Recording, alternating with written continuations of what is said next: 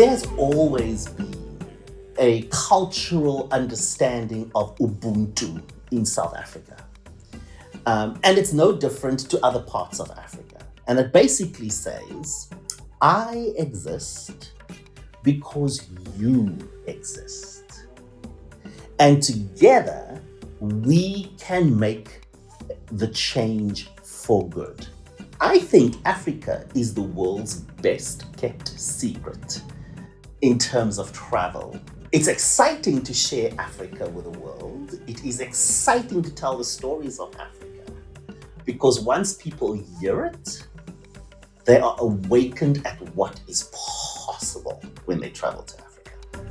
Welcome back to Passport Diaries, a travel podcast by TravelStore. And on today's episode, we are taking our passports to go get stamped in Africa as we talk to Sherwin Banda, who is the president of African Travel, one of our safari partners that our travel experts work with when planning safaris all over Africa. This is actually part one of a series that we're doing with African Travel. And this episode is going to be all about what it means to travel to Africa, what it means for the local communities, for conservation efforts, and how at the end of the day, traveling to Africa and going on safari and being up close and personal with these peoples, these cultures, these animals is life-changing, not only for the people who are on safari and visiting, but for Sherwin himself. He shares some really great personal stories of how travel changed his life. On the video portion of our podcast, we'll be showing some beautiful photos and videos from Katie Cadar, who is also an Africa specialist. And she has traveled with Sherwin to South Africa, so you'll see some of those photos and videos, as well as to other places like Kenya and Tanzania. So thanks for being here with us, and we hope you enjoyed part one of our series with African Travel.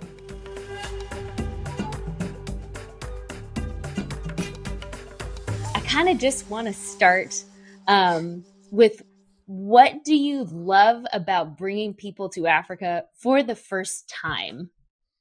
First timers. Oh my God, I love that question. The only way to answer it is, it's like going, for me, it's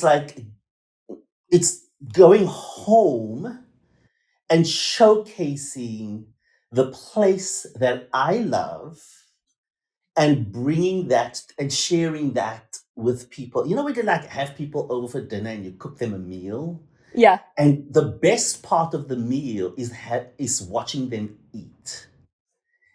And when people see and meet Africans, there is a familiarity there that is felt and understood when they say hello. It's a heart to heart soul connection. And then taking them on these journeys and having them experience, the food, the lifestyle, the cities, and most importantly, meeting Africa's ancient cultures and wildlife. There's a saying that Africans often say, you can leave Africa, but Africa will never leave you. It becomes part of your soul because you traveled. I often say travel is the best education of bringing hearts together and cultivating understanding and internalizing that meaning because you took the journey. That's the part that gives me goosebumps. Yeah. Because I know Africa is amazing. I've lived in Africa, I've breathed Africa, but to see how Africa touches people in real, meaningful ways, that to me is a blessing. Yeah. And this is true for every part of Africa. Like I've always heard, I know it's a big generalization to say Africa is such a warm and inviting place. But Africa is a very big place. There's a lot of, different cultures, different peoples across the whole continent. But it does seem to be very true that Africa as a whole, the peoples, the cultures, no matter how different they are are very, very welcoming and warm. Yes, yes. One of the best things about Africa, I think, well, there's many, many amazing things and reasons why to go. But meeting the people of Africa, there is a genuine sense of hospitality. And they are so thrilled that people have chosen to come and see them and visit their homeland. Hmm. But they are equally excited to tell their stories and to share why living in Africa and being there is more than just a home, it's a feeling. Mm. And that feeling is what you feel when you meet them, regardless of which country you go to. The the wildlife is great, the food is great, but the reason why people return is because of the people they met during that journey. Is that a common um, misconception that people have, is that Africa is just about the wildlife, or it's just about going out and, going on game drives and going to see the big, incredible, amazing animals, of course. But is that something that people come to you with, which is like, okay, I'm going to come see animals and then what? Right, right. So most people will tell us they're going to Africa for the wildlife. Mhm. The biggest surprise is everything else. Africa is so much more than the wildlife. While Yeah. the wildlife certainly is going to capture not only your reality and your imagination and the awe of seeing this wildlife firsthand, because you cannot see this wildlife in any other part of the world. Yeah. But Africa is a place of diversity. It is a place of influence. Most people, one of my fascinating experiences is when I travel to other countries other than Africa. Mhm. So, for example, I've been to Brazil and I've always wanted to see capoeira, which is the dance that they do. And I realized that it's an African dance. Mm. Its roots and its origins come from Africa.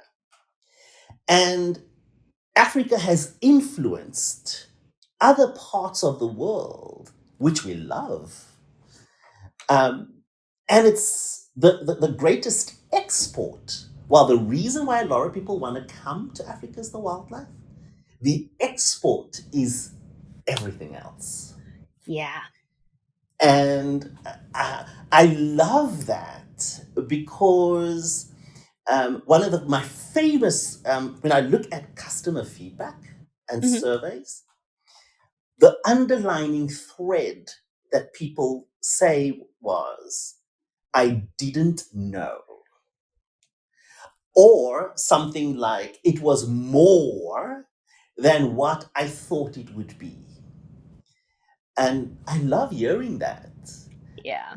I think Africa is the world's best kept secret in terms of travel because the percentage of global travel that touches the continent of Africa is less than 10%. Really? Yes. And that's according to statistics. Yet the impact of the people who visit is far greater.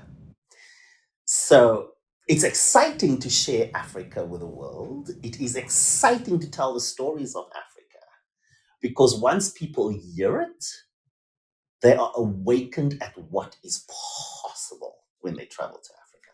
And Africa is not monolithic, right? Right. Every country is completely unique.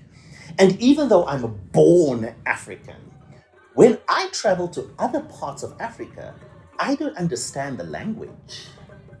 The Yeah. culture and traditions are completely different to mine. While there may be common threads or some similarities, every region is unique and every experience is different. Mm. For example, some people would say, okay, I want to go and experience the wildlife. Let's say in Kenya, for example. One of the most amazing and unique things is there are different species of wildlife in different parts of Kenya. Same like you would go to South Africa. What may look like a zebra as being the same, they are two different species. They are Mm. bigger, they are smaller. And so the wildlife education that you get just from the going on game drives is completely different region to region. So, what are some of the animals that you can't find anywhere else that you find in very specific and different regions of Africa? Well, that's a great question. Let's start with the most obvious, gorillas. Yeah. Gorillas you will only find in certain parts of Africa, and typically they would be in the Virunga Mountains. So, for example, Rwanda, Uganda, or the Congo. Those are the only places where you can see gorillas. Mm. And when you go there, a fascinating feature that I didn't know until I was there. Gorillas share 99% of human DNA. Yes. Yeah. Mm-hmm. Isn't that just like so amazing? Yes. Yes. So gorillas are just in, the Virunga Mountains of East Africa or Congo or Central Africa. You can only find some species in certain parts of Africa. So, for example, a fun fact: Ethiopia has wolves. It's the Oh, only country in Africa that has wolves or bleeding heart monkeys. what is a bleeding heart monkey? When you look at the monkey, or it actually has a red patch where people would identify the heart region. Oh. Fascinating species. You can only find that in Ethiopia. Uh, in South Africa, we have zebra, but there is a what we call the Cape zebra. It is a Mm. shorter zebra, and you can only find it in the Western Cape, which is the Cape Province, on the Table Mountain Reserve. That's the only place that you can have it. In Kenya, in East Africa, there are species of ostrich or gerenuk, which are looks like a plains animal, but it's a very, very different species. The reticulated giraffe, which is a completely different giraffe species that you will find anywhere else on safari. And Huh. then there are those animals, of course, that you can find throughout all of Africa. But if you are a wildlife enthusiast, finding these species and traveling to all of these different parts of Africa um, is really a bucket list experience because, first of all, you're not going to be able to find it anywhere else other than by just going to these specific regions. Yeah. What about I love hearing about the smaller scale animals. Like we of Ugh. course see the glossy, gorgeous, stunning photos of giraffes, elephants, gorillas. What about the little guys? Oh, the little guys Yeah. are the absolute best. Growing up and going on safari was always an interesting thing, and most people are always excited to see the animals that has become synonymous with Africa. So most people would think of the big five as an Hmm. example. Um, but until I went on my first safari and understood the role of Africa's littlest fives, one being the dung beetle.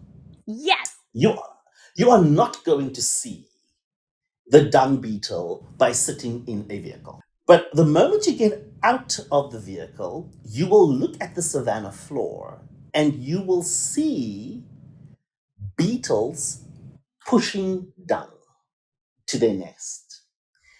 And it may seem like, oh, this is just, irrelevant to why I am coming on safari.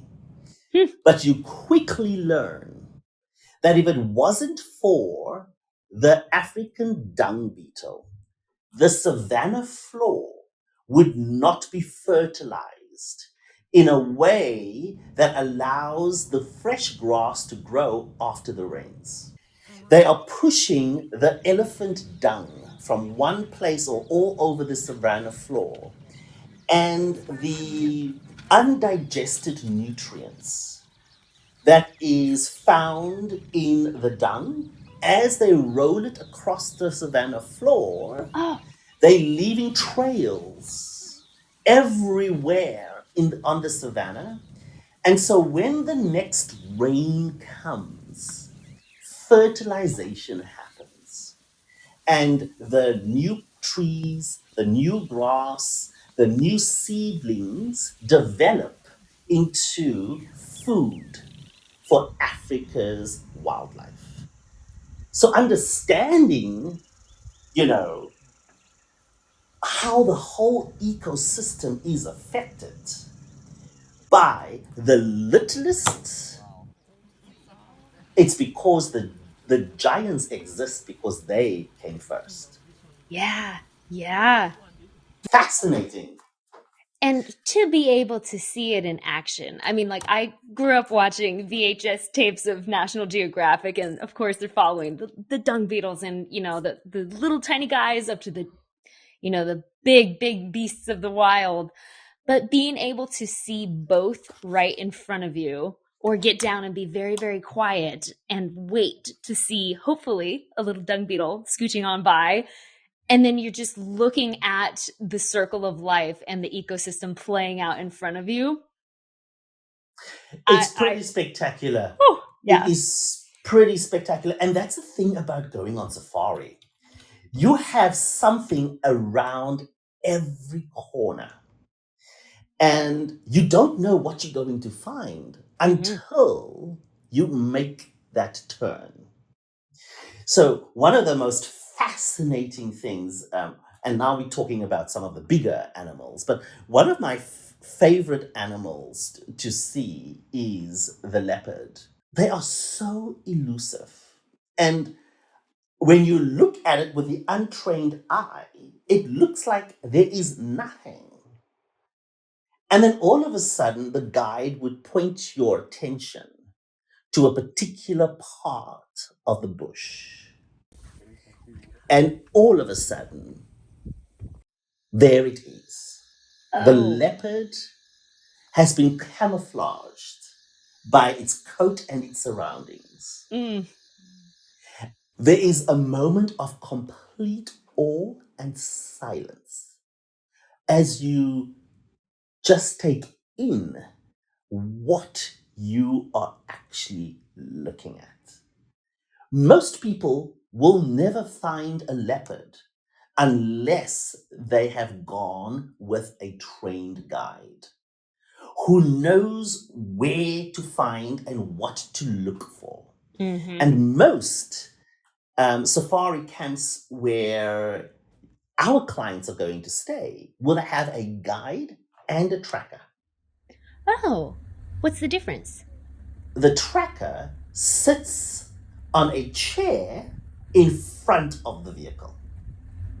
And the tracker is looking at the floor or into the distances for movements or tracks of animals. Oh. And so they would follow the tracks of the animals, or if they spot something in the distance, they would direct the guide, the ranger, to go into a specific area and find this wildlife. 9 times out of 10, if you make a wish to see an animal, you are probably going to find it on safari. That's how well trained these guides and rangers are when they take people out on these game drives. Something that I've always been curious about is when you're going out on safari and taking vehicles, how used to the vehicles either are the animals, or how much of blending into the environment do these small groups have to be aware of in order to kind of allow the animals not to be spooked, if they can be spooked, or to just be around them? How does it work? It's a great question because most people don't know. There's a lot of things that's going on that is unbeknown to the people in the vehicle. So first of all, one of the things that we love to educate our travelers are when they go on safari, choose to wear neutral colors. So you blend in with the surroundings and not stand out. Mm-hmm. Animals don't necessarily see individual people, they see a shape. So the vehicle would be a shape. And while you are in the vehicle, it's pretty safe. And the guides and the rangers are very mindful about where these animals are and not to congregate together in one spot. So when you go on safari, if there's a sighting, the safari guide would radio to all the guides in the area, in the nearby area. I am here. I'm here at a elephant sighting.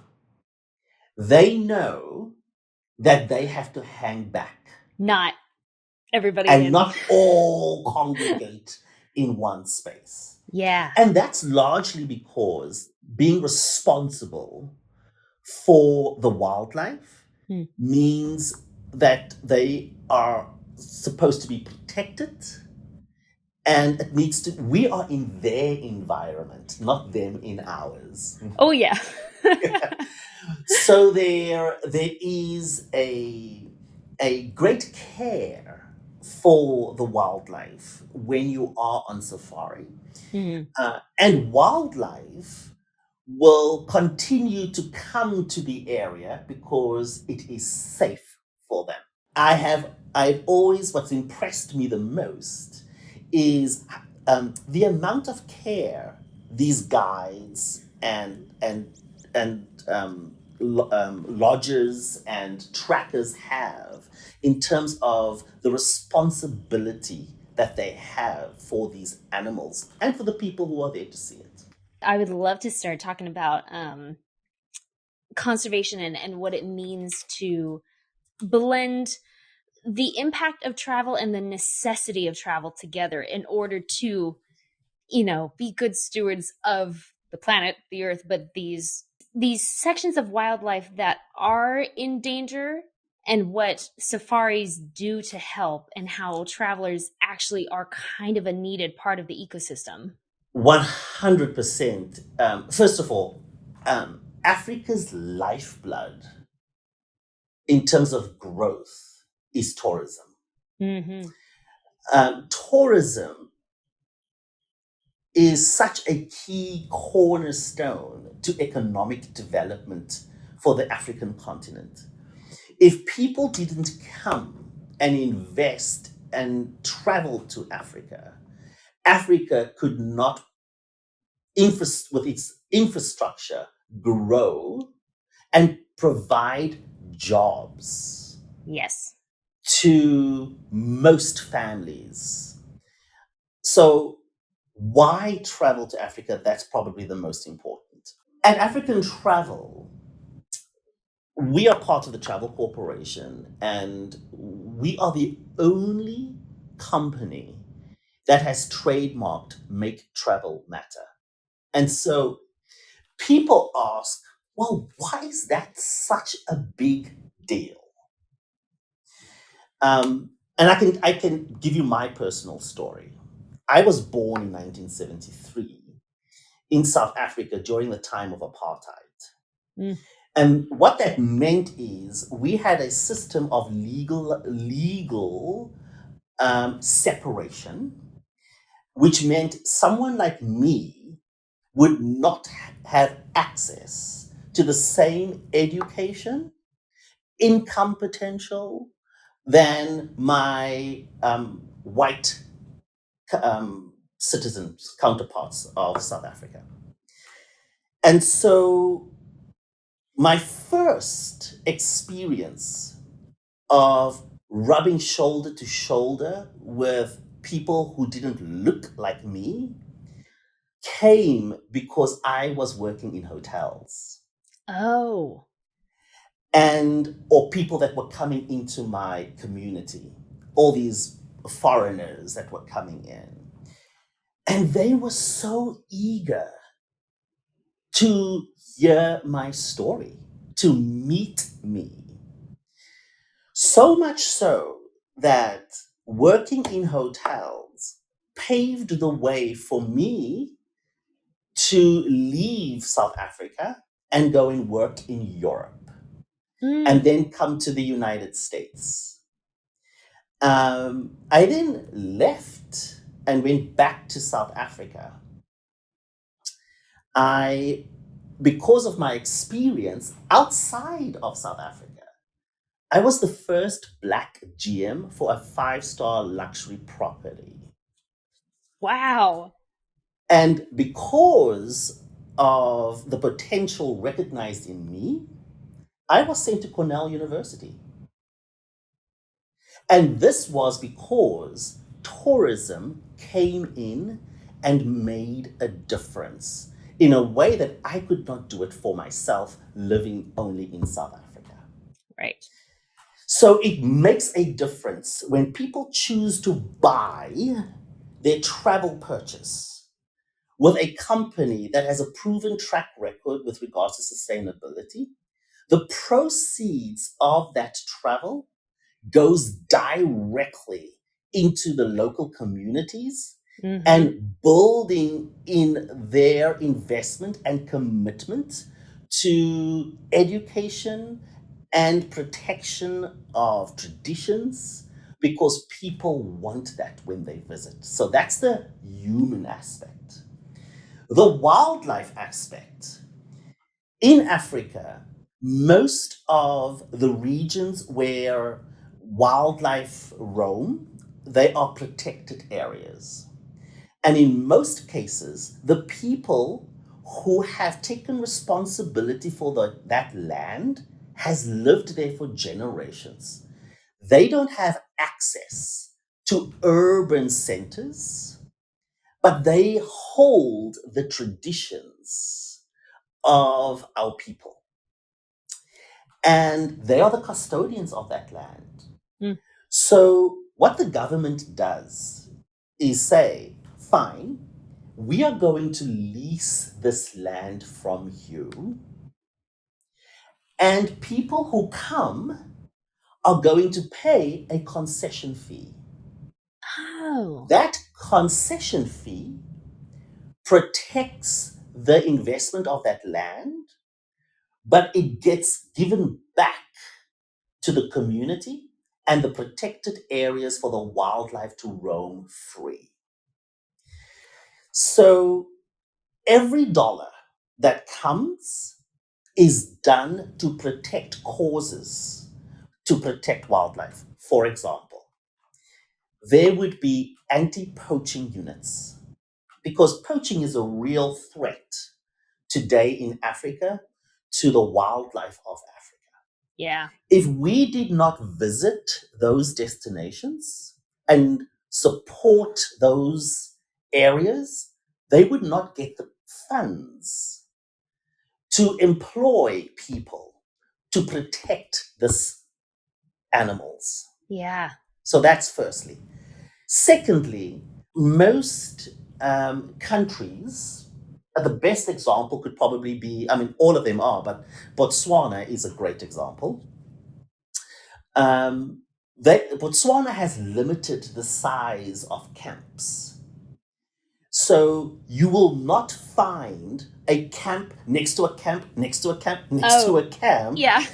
within eyesight, because the less or the fewer people out on safari means that the animals have greater space to roam. Apart from the concessions that are subleased and the money that comes in for wildlife, there's also the commitment to not only protect the area, but protect the surrounding area.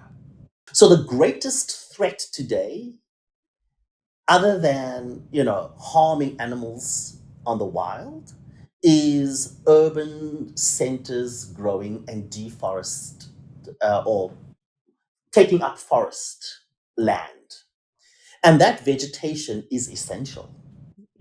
So the other part that the conservation fees help with is keeping a buffer zone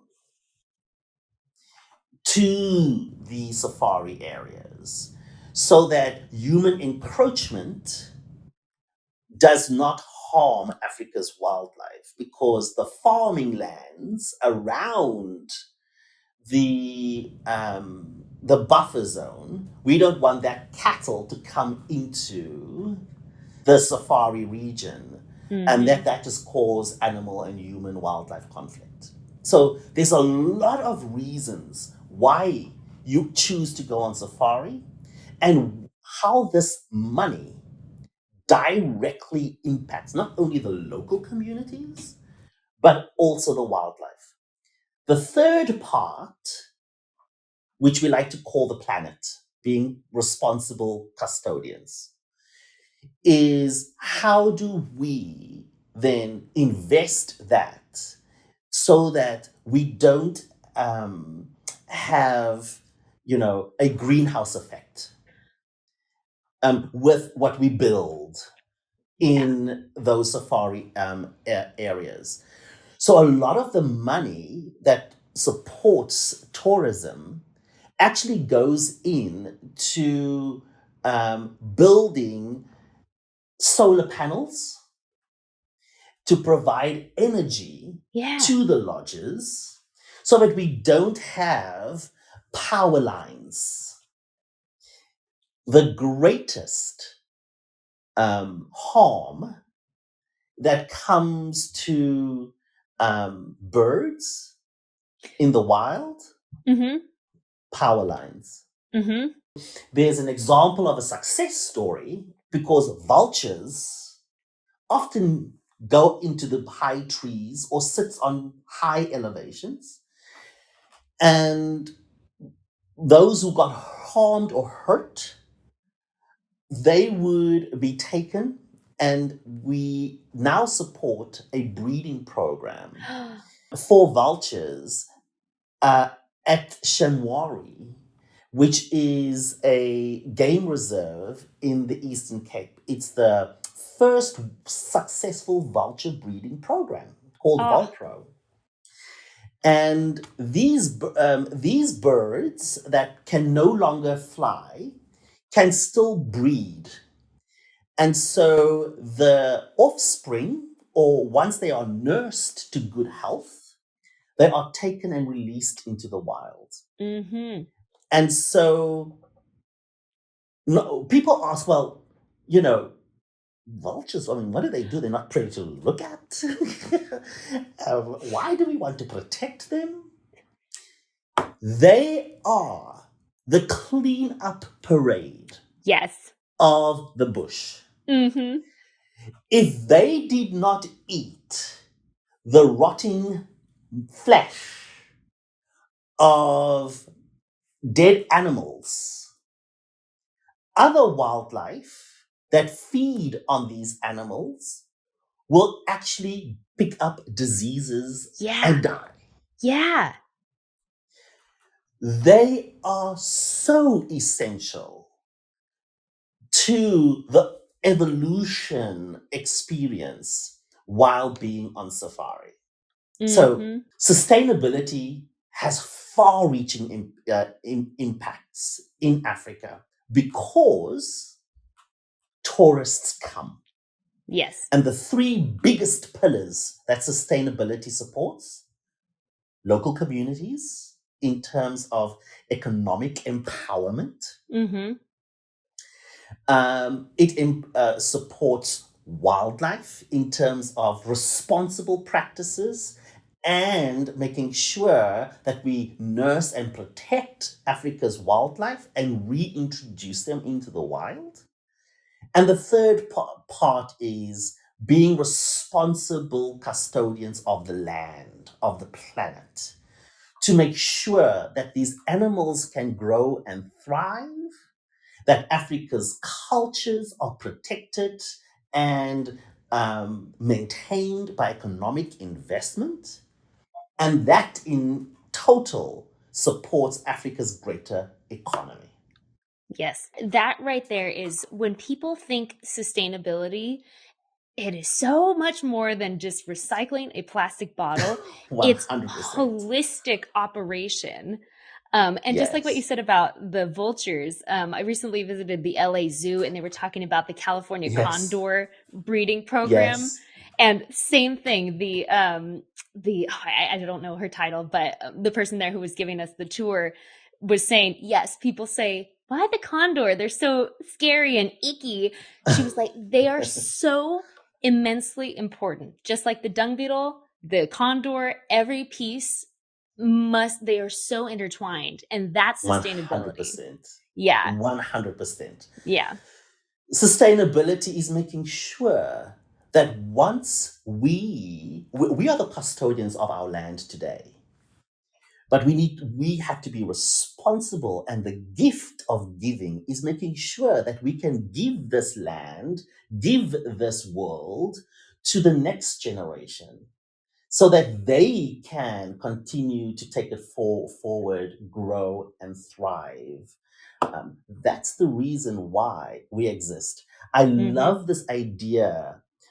Nelson Mandela is well known throughout the world. Um, but there's always been a, a cultural understanding of Ubuntu in South Africa. And it's no different to other parts of Africa. And it basically says, I exist because you exist. And together, we can make the change for good. And that sense of community is a global phenomenon. Mm-hmm. We are part of a global community to support one another in meaningful and real ways, because what happens in Africa does affect other parts of the world and vice versa. And tourism and travel, in my the way I understand it and see it, is the change for good. When we go and travel, we are changed, hopefully for the better, and Mm-hmm. we've learned something new about ourselves and about others that creates a bridge to understanding. Yes. I completely believe that even someone who is closed off or not expecting to be exposed to other cultures or not in the mindset when they're going on vacation, that when they go to places that are so rich in culture and meaning and history and with people who are welcoming and inviting and warm, they can't help but be bettered for it. No matter how 100%. Yeah, no matter their intention going in, you can't help but be moved by that experience. Travel has changed my life in many, many, many ways. I can share two stories. Mm. I met my husband because he traveled to South Africa. And I would have never met him had he not traveled. Mm-hmm. And now, what, 24 years later?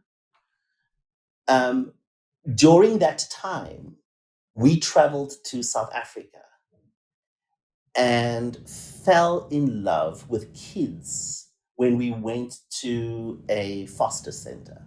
Mm-hmm. A year later, we moved back. and we adopted our son, Oh. who is now 13 years old. And that's because we chose to travel. Mm-hmm. I would have never had this reach of an experience had travel not been such a core part of who I am. And my learning because of it has allowed me to live a life in travel and support my family because of it. Mm-hmm. So, yes, I like to say travel makes you smarter. Yeah. It just makes you better people. Just makes you better people. We need to change subjects because I am getting a little choked up. Like the sweet stories. I'm a pretty easy crier. So we need to do something else. For sure. Thank you for joining us for part 1 of our series with Sherwin Banda from African Travel. And on the next few episodes, we're going to be talking about so much more, like myths about traveling to Africa, safari expectations, where to go, art, food, culture. We're going to cover a lot, so stick around. If you can't get enough Africa, jump on over to our website because we have tons of blogs and different experiences all over Africa that you can check out. You can filter and find an advisor who specializes in Africa, reach out to them, hear more about their personal stories and their experiences so you can get an idea of where to start if you've always wanted to go. And then don't forget to follow us wherever you get your podcasts. We're Passport Diaries by TravelStore. Until next time, safe travels from all of us here at TravelStore.